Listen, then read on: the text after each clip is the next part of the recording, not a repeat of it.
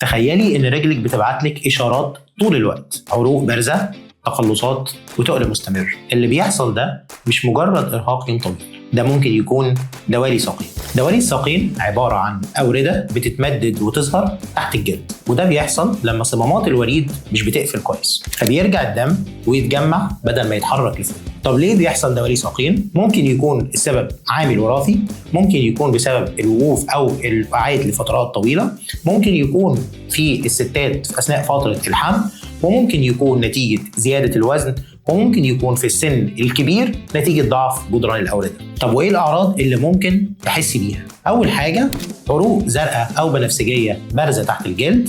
تاني حاجه ممكن يحصل زي تورم في الساقين، ممكن يحصل زي ثقل أو ألم في القدمين، وممكن يحصل تقلصات أثناء النوم. لما الألم يزيد أو لو حصل تورم واحمرار في الوريد لازم نرجع للطبيب للفحص بشكل فوري.